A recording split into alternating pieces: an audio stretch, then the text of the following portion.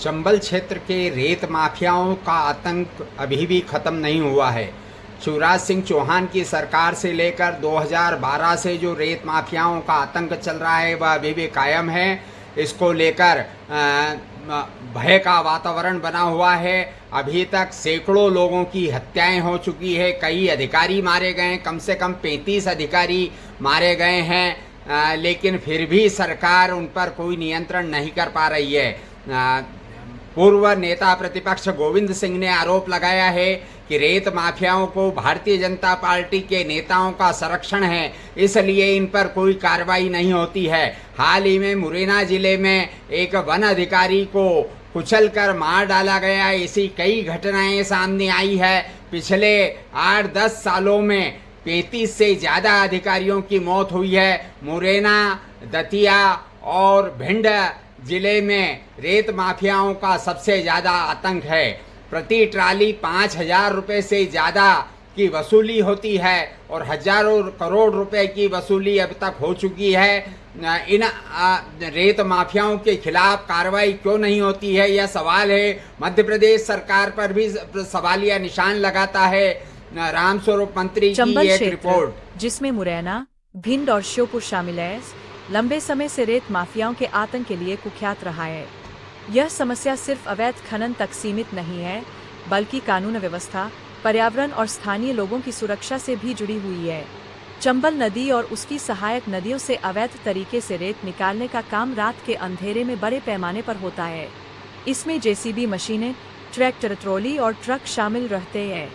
कई बार यह नेटवर्क इतना मजबूत होता है कि स्थानीय स्तर पर प्रशासन को भी चुनौती देता है।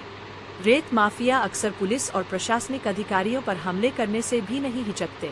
कई मामलों में अधिकारियों को कुचलने की कोशिश, फायरिंग और मारपीट जैसी घटनाएं सामने आई है।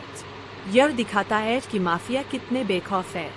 चंबल की रेत का अत्यधिक दोहन नदी के प्राकृतिक प्रवाह को प्रभावित कर रहा है। इससे जलस्तर गिर रहा है, जलीय जीवों का अस्तित्व खतरे में पड़ रहा है। ग्रामीणों को डर के माहौल में जीना पड़ता है। विरोध करने पर उन्हें धमकियां मिलती है। कई जगहों पर गांवों की सड़कें भारी वाहनों से टूट चुकी है। राज्य सरकार और प्रशासन समय समय पर अभियान चलाते हैं, लेकिन माफिया का नेटवर्क फिर सक्रिय हो जाता है। सख्त कानून और लगातार निगरानी की जरूरत महसूस की जा रही है।